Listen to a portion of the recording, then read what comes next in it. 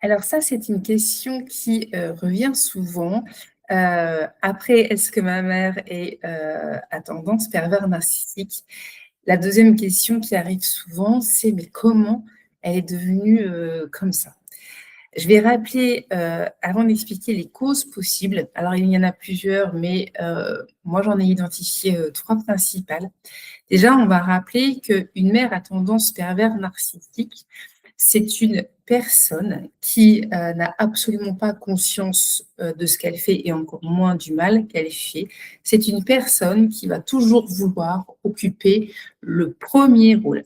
Alors il y a même des comportements qu'on va appeler des comportements histrioniques qui sont des comportements très, comment dire? Très star, très diva, qui veut être la star, que la lumière est toujours sur elle.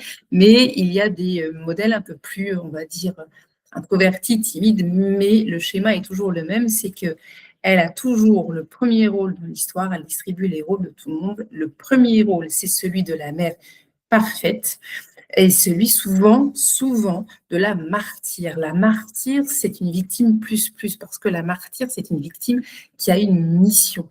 Et à partir du moment où on est dans ce rôle de martyr, eh bien, une de ses phrases préférées, c'est, «Après tout ce que j'ai fait, pour toi».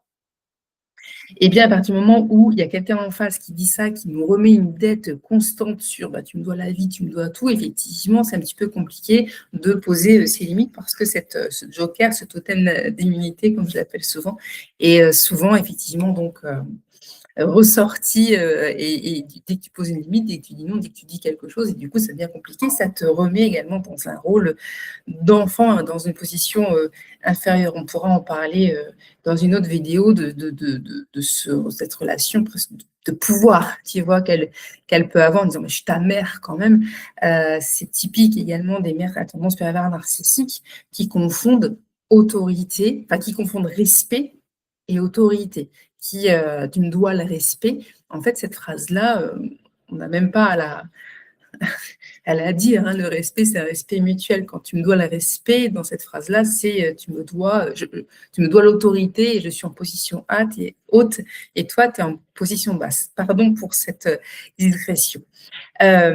Donc elle a ce rôle total, donc ce premier rôle de mère parfaite, souvent de victime, on en a parlé dans beaucoup de vidéos, de ce côté de victime, de victimisation, complète pour avoir admiration, amour et compassion et ce rôle, le martyr, lui donne donc une importance parce qu'une mère responsable, j'aime pas trop ce mot, mais on va dire une mère saine, va faire des choix pour ses enfants. C'est tout à fait normal si, tu me regardes, que tu es maman ou que tu es papa, tu vas faire des choix que tu penses les meilleurs pour tes enfants. L'avenir dira si ce sont les bons choix ou pas, mais tu les fais pour tes enfants, puis surtout, tu, rabâches pas toute la journée pendant des années tout ce que tu as fait, pour toi.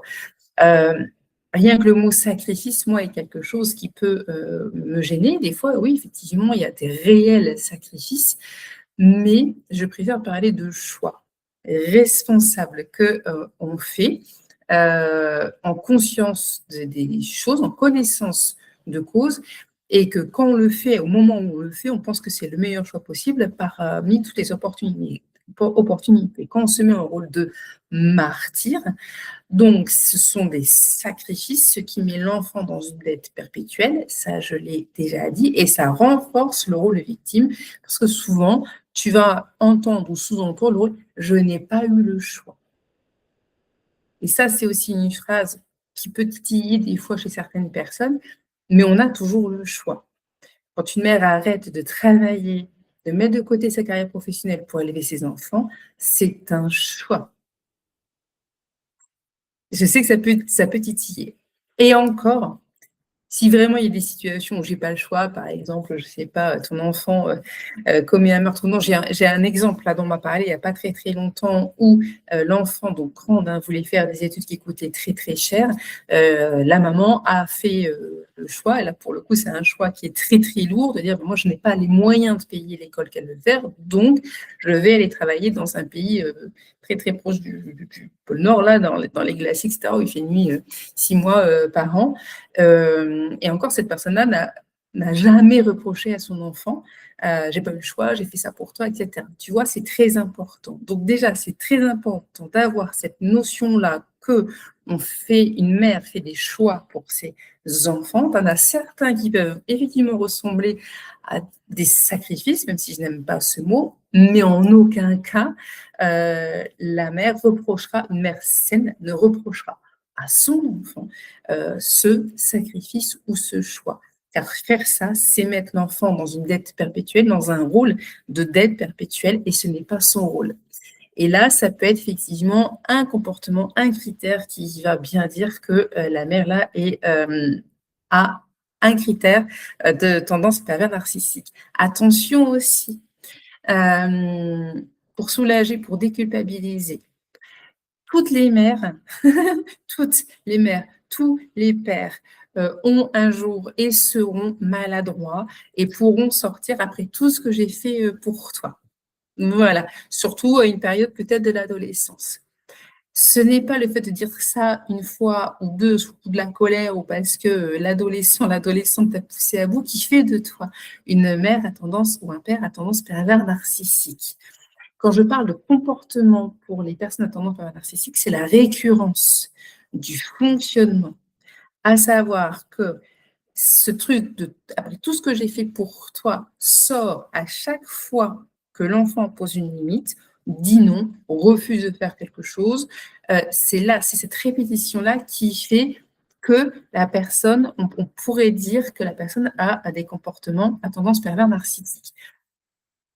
Autre chose très importante, je sais, je pars dans plein de sens, mais c'est très important. Seul un psychiatre est en capacité de juger si une personne est à tendance pervers, si une personne est pervers narcissique parmi des critères très spécifiques. Et quand bien même tous les psychologues, tous les psychiatres ne sont pas d'accord entre eux, et quand bien même, comme ce sont des schémas qui sont récurrents, il faudrait observer sur le long terme tout un schéma familial. Et comme les vrais pervers narcissiques, je ne parle pas du mot galvaudé de menteur, de manipulateur, mais les vrais pervers narcissiques ont intégré un rôle, sont des personnes qui sont quand même très intelligentes, très charmantes, on peut vite se faire passer pour des personnes dépressives. Ça, pareil, je ferai une vidéo une autre fois pour expliquer bien la différence. Si une personne est à tendance pervers narcissique, si elle joue le rôle de dépressive, ou si elle est vraiment dépressive.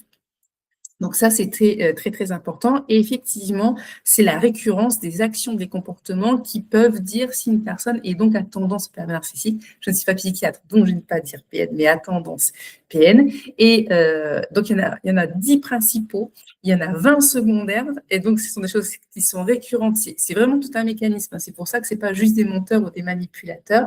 Et tout ça, je l'ai expliqué dans mon livre, dont je mettrai le lien dans la description. Voilà. Donc, pour continuer un petit peu sur ce que j'ai à te dire sur les origines de pourquoi ma mère est comme ça. Comment elle devient comme ça?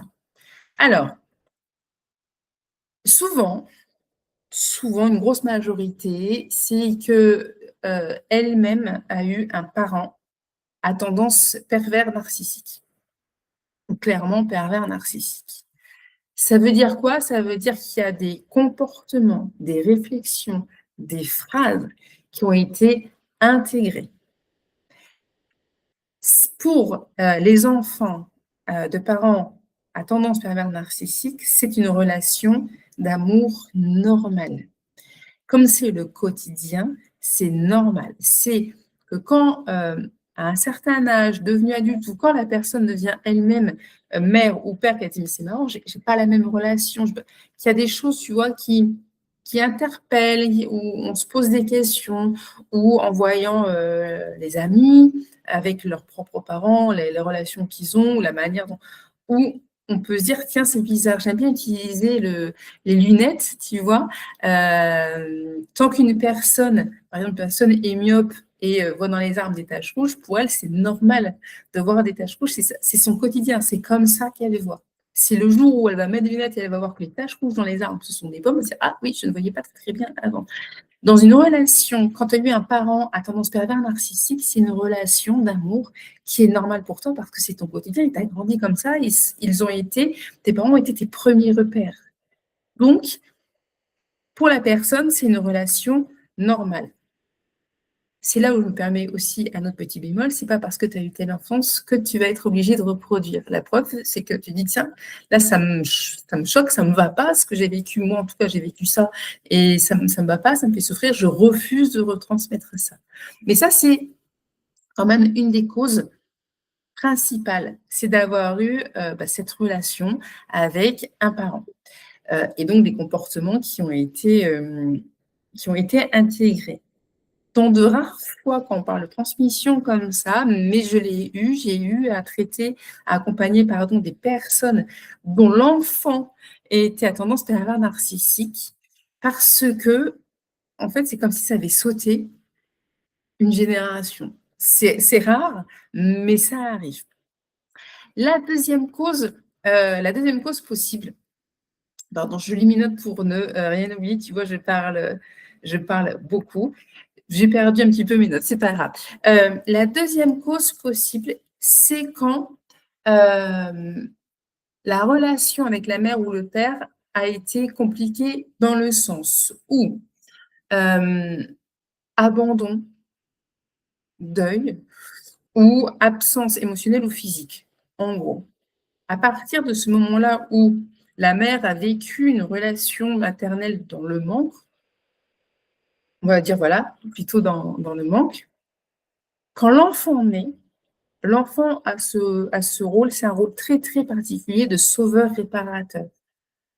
À savoir qu'en fait, l'enfant il faut savoir aussi pourquoi on les appelle les narcissiques, les pervers narcissiques, parce que ça vient de Narcisse qui n'aimait personne, qui n'aimait que son propre reflet. Ça veut donc dire une des conséquences du lien avec un parent à tendance pervers narcissique, c'est que l'enfant n'existe pas en tant que tel, mais en prolongement de l'identité. Donc c'est son regard, c'est son miroir, c'est la belle-mère dans Blanche-Neige. D'ailleurs, je sais, je parle dans tous les sens, mais dans le conte initial avant Walt Disney, c'était pas une belle-mère, mais c'était la mère. Ok, bon, je reparlerai de tout ça un petit peu plus tard parce que toi, ce qui t'intéresse, c'est pourquoi ma mère, elle est devenue comme ça, si ta mère est effectivement une mère à tendance pervers narcissique. Du coup, il y a un lien qui se fait, je suis désolée, j'aurais dû mettre mon téléphone en silencieux. Il y a un lien qui se fait où ce lien, cet enfant est venu au monde pour réparer un lien.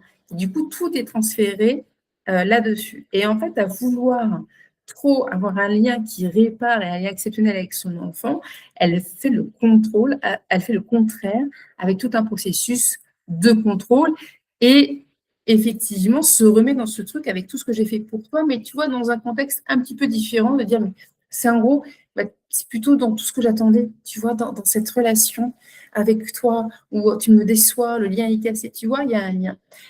Autre chose qui est un peu différent que si la mère elle-même a été pervers narcissique, dans ce lien-là particulier, c'est que souvent, c'est à la naissance de l'enfant qu'elle devient, en fait, à tendance pervers narcissique. Ça veut dire quoi? Ça veut dire que quand l'enfant devient adolescent puis adulte, son rôle de mère, c'est même pas de mère parfaite, c'est elle toute sa vie et c'est construit autour du rôle de mère. Quand l'enfant grandit, ce n'est plus donc un enfant, ça sera toujours son enfant, mais l'enfant n'a plus besoin de sa mère pour l'habiller, pour la nourrir, et cetera. Du coup, elle se sent dépossédée du rôle. Et c'est là que, même si on voyait qu'il y a des petits signes avant d'amour presque fusionnel, alors attention, hein, l'amour fusionnel n'est pas un amour inconditionnel, ça on en parlera certainement aussi, ça veut dire qu'elles se sont dépossédées de son rôle. Du coup, comme, c'est un peu comme la blessure de rejet, tu vois, les personnes qui souffrent de blessure de rejet poussent souvent l'autre pour être rejeté, pour montrer son système. C'est pareil, on en parlera plus tard. Mais ça veut bien dire qu'elle voulait rattraper l'enfant pour qu'il reste son enfant à vie. C'est comme ça qu'il y a des mères qui infantilisent beaucoup les enfants. On le voit beaucoup dans les relations mère-fils pour le coup, mais même avec les filles, à partir du moment où c'est l'adolescence, intimité, etc., la mère se sont dépossédées non seulement de son rôle de mère, mais également, il y a une sorte de rivalité qui arrive. Donc ça, c'est la deuxième cause possible, c'est qu'il y a un lien à réparer, un lien familial. Ça peut également sauter une génération, c'est ce qu'on appelle le transgénérationnel. C'est-à-dire que ta mère avait des bonnes relations avec sa mère, donc ta grand-mère, mais ta grand-mère elle-même a été abandonnée par son arrière-grand-mère. Donc en fait, il y a eu des petits signes quand même dans la relation grand-mère-mère, mais qui se sont amplifiés, mère avec toi. Il y a une troisième cause, et je suis désolée d'avoir oublié le nom de cet auteur qui a écrit également un livre sur les mères à tendance pervers narcissique. C'est une théorie qui est intéressante, je la partage, même si je ne suis pas complètement en accord avec cette théorie, mais c'est intéressant d'avoir cette option en tête. Elle, cette auteure, je suis désolée, j'ai pas le livre à côté de moi, dit en fait a repéré que les mères à tendance pervers narcissique ont souvent été, bon après effectivement, selon les personnes que l'on rencontre, moi celle que j'ai accompagnée le plus, c'était soit une mère avec sa mère absente, soit une mère dépressive, soit une mère pervers narcissique. Moi j'ai surtout ça, donc c'est pour ça que, mais elle, peut-être qu'elle a rencontré beaucoup de personnes qui étaient dans ce modèle-là, donc des personnes qui ont été victimes d'un système patriarcal très marqué. Ça veut dire que cette personne, donc du coup, femme, cette mère à tendance pervers narcissique, a été, dans son enfance, dans sa jeunesse, ou même en tant qu'épouse, victime d'un système patriarcal, c'est-à-dire d'un homme qui l'écrasait. Et un bourreau est souvent une victime qui se venge. Ça, j'aime bien cette phrase. Ça vient de mon mentor, ça, qui peut-être l'a eu de quelqu'un d'autre, mais un bourreau est souvent une victime qui se venge. Et réfléchis à cette phrase, c'est tellement puissant, c'est tellement vrai. Ça veut dire que ne pouvant pas se rebeller contre son père, contre son mari, contre son frère, contre un système familial, contre peut-être une culture, une société qui impose ça, ne pouvant pas se rebeller par rapport à ce système-là, se rebelle vers plus petit, plus faible qu'elle, à savoir son enfant qui est encore bébé. Je trouve ça très intéressant. Je trouve ça très, très intéressant comme approche de dire, ben voilà, moi j'ai souffert de ça, donc du coup, hop, je le retransmets à ma manière. Voilà pour les origines. Maintenant, ce que je dis souvent, c'est que oui, c'est intéressant de savoir les origines de pourquoi ta mère, ton père, est devenu comme ça. Oui, c'est important d'identifier vraiment. C'est-à-dire que le premier pas, c'est de se dire, d'identifier que ta mère ou ton père, mais je parle plus souvent des mères parce que c'est plus difficile à identifier qu'un père. En plus, il y a une autre, alors là, c'est une autre injustice entre guillemets, c'est que ça passera crème si tu dis mon père a été pervers narcissique, système paternel, colérique, trop ferme, trop sévère, ou absent émotionnellement ou absent physiquement, ça passera crème, tu pourras le dire, et tout le monde autour dire oh ben oui, quand même c'est dur de grandir sans père pour les filles et les garçons. Quand tu commences à dire au monde que ta mère a été comme ça, tu as vite fait passer pour une ingrate. C'est la double peine. J'en parlerai pas là, je ferai une vidéo exprès pour ça parce qu'on touche à l'image sacrée de la mère, voilà, on en parlera plus tard. Carl Jung a effectivement a expliqué plein de choses là-dessus déjà. C'est pour ça que c'est quand même beaucoup plus difficile. Et même toi, tu te dis, mais est-ce que c'est pas moi qui exagère? Non. Tout ça pour dire que identifier que ta mère a été à tendance pervers narcissique, c'est le premier pas. Savoir pourquoi elle est devenue comme ça, c'est intéressant. Est-ce que c'est ça qui va t'aider à guérir? Non. Couper les ponts est hélas souvent le deuxième pas nécessaire, que ce soit de manière temporaire ou définitive. Est-ce que c'est ça qui va te permettre de guérir? Non. Pareil, est-ce que vraiment c'est une personne pervers narcissique? Est-ce que c'est un caractère histrionique, comme je l'ai dit, voilà la star? Est-ce que c'est une personne borderline? Est-ce que c'est... En fait, les mots ont leur importance d'identifier déjà que tu n'es pas fou, que tu n'es pas folle, que tu n'es pas seule, que tu Tu n'es pas trop sensible, tu n'es pas trop susceptible, que le problème ne vienne pas de toi. Donc ça, c'est hyper important. Maintenant, mettre le mot spécifique pervers narcissique ou le mot borderline ou tel mot, est-ce que c'est ça l'important ou est-ce que c'est ce que tu ressens, c'est ce que tu as vécu et c'est les conséquences que tu as sur ta vie? Est-ce que c'est important de se dire, est-ce que ma mère finalement elle a été dépressive ou pervers narcissique ou juste manipulatrice et menteuse? Enfin, juste, c'est déjà beaucoup, pardon. Pour moi, l'important, c'est ce que tu vis et c'est les conséquences dans ta vie.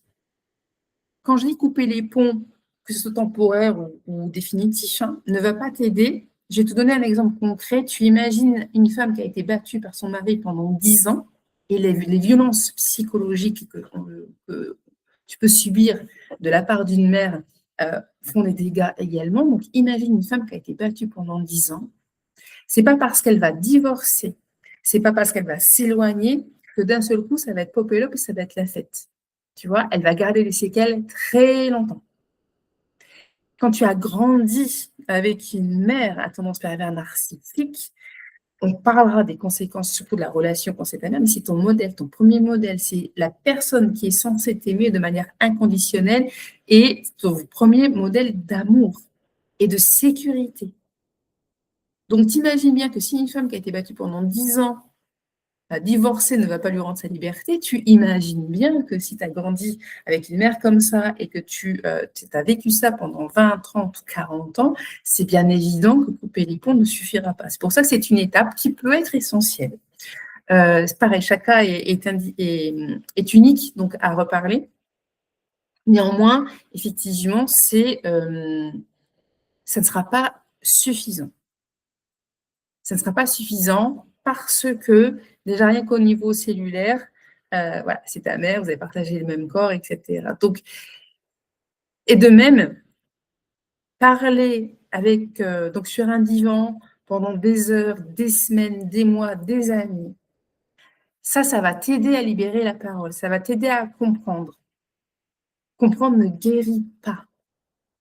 Je ne dis pas qu'aller voir un psychologue, un psychiatre n'est pas juste. Je dis que c'est intéressant, c'est important, ça va t'aider, mais ne guérit pas. Les psychanalystes le disent, la psychanalyse analyse. Et des fois, effectivement, la personne arrive à s'en sortir. Je ne parlerai pas non plus des médicaments ici, je ne dirai jamais que c'est pas bien, ça va être une béquille. Mais il faut bien comprendre que tu n'es pas qu'un cerveau entouré d'un corps, tu es un être composé de différents corps énergétiques qui commencent par le corps physique. Donc le corps physique, le corps éthérique ou énergétique, pour mettre un mot, même si tous les corps sont énergétiques, mais le corps éthérique, énergétique. Tu as le corps neurovégétatif, dès que tu entends parler du nerf vague, des choses comme ça, c'est un des nerfs de cette couche neurovégétative. Tu as une couche émotionnelle, mentale, et puis après, ça va aller même plus loin, mais je n'en parlerai pas non plus ici. Je te donne un exemple également concret, c'est que on le sait aujourd'hui que par le nerf vague, que 80 à 90% des informations vont du corps au cerveau contre 10 à 20% dans l'autre sens. Que je n'ai plus le pourcentage en tête, mais la majorité de la sérotonine qui est créée, elle est créée à partir de ton ventre. Et on le sait aujourd'hui qu'il y a un lien entre la microbiote et la dépression. Je sais, je parle dans tous les sens, mais il y a tellement d'informations à donner. Et puis, c'est aussi l'avantage d'expliquer les choses quand on n'est pas en train de lire un script tout fait. Voilà.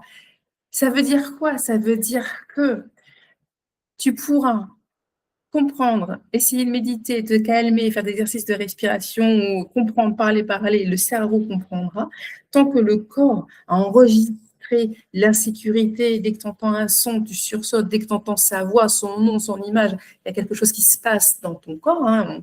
On le sait aujourd'hui que le corps peut se rendre malade avec par rapport à certains événements de vie. Eh bien, il faut d'abord travailler sur la mémoire du corps. Et aujourd'hui, de plus en plus, si tu n'en es pas convaincu, de plus en plus d'études le montrent qu'il y a des mémoires dans le corps. Les organes avec la médecine traditionnelle chinoise, ça on en parle beaucoup, des organes, les émotions, l'acupuncture est un exemple, effectivement, de la médecine traditionnelle chinoise. L'épigénétique montre qu'effectivement, il y a des choses qui se passent dans ton ADN, dans l'expression de tes gènes, pardon, pas dans ton ADN, dans l'expression des gènes qui donc du coup peuvent se transmettre et donc ça fait bien partie de ton corps et si tu as fait de la kinésio, eh bien tu en es également convaincu que ton corps a la mémoire, si tu as déjà fait de l'acupuncture aussi et puis ne serait-ce que de se dire quand tu vois ton amoureux que tu as le cœur qui palpite, eh bien tu as bien conscience que les émotions, elles vont naître à partir du corps et donc ton corps, eh bien, il sait tout et il se souvient de tout. Je parle souvent de l'image du cheval, que ton corps est ton cheval, que ta tête, c'est le cavalier. Tu peux avoir le meilleur cavalier du monde ou le meilleur pilote de Formule 1 au volant. Si la Ferrari, elle est cassée, la Ferrari, elle est cassée. Si le cheval est blessé, eh ben, il n'avancera pas plus. Voilà. Mais ça sera sur une autre vidéo sur comment on se libère du corps physique vers toutes les couches pour vraiment se libérer de l'emprise. Et c'est un processus qui est effectivement complet. Et je répète pas parce que je ne l'ai pas encore dit, mais c'est qu'à partir du moment où tu utilises le bon chemin de guérison, parce que tu es comme des poupées russes, tu vois, en fait, on ouvre les poupées russes petit à petit pour aller vers la plus petite. La guérison, ça se passe comme ça, hein, comme une tache de café qui est imprégnée, tu vois, dans ton plan de travail en bois. Et bien, effectivement, ça s'est imprégné dans toutes les couches. Et donc, il faut nettoyer toutes les couches du bois, il faut ouvrir toutes les poupées russes, il faut guérir toutes les poupées russes pour que ça fonctionne. Et quand tu fais ça, eh ben, c'est beaucoup plus rapide. C'est beaucoup plus rapide d'utiliser l'autoroute pour aller en vacances que sur les routes nationales ou que de lire un plan. Disons, pour aller ici, tu vois, pour aller je sais pas, sur la Côte d'Azur, je dois suivre tel. Tu comprendras quel itinéraire il faut suivre. Ok, oui, j'ai bien compris que pour aller là, il faut aller là. Ok, puis ou la différence, c'est de prendre la voiture et de plutôt prendre l'autoroute plutôt que les petites départementales. Voilà, j'ai été un petit peu long, je suis désolée. J'espère que ça a répondu à tes questions. Je vais te mettre dans la description différents liens si tu veux me contacter sur Insta, si tu veux commander le livre, si tu veux en savoir plus sur mon univers, je mets tout ça dans la description. Et puis, tu peux également m'envoyer tes questions sur Insta et je me ferai une joie de faire des vidéos. J'essaierai un petit peu plus courte pour répondre à ta question et je te fais des bisous.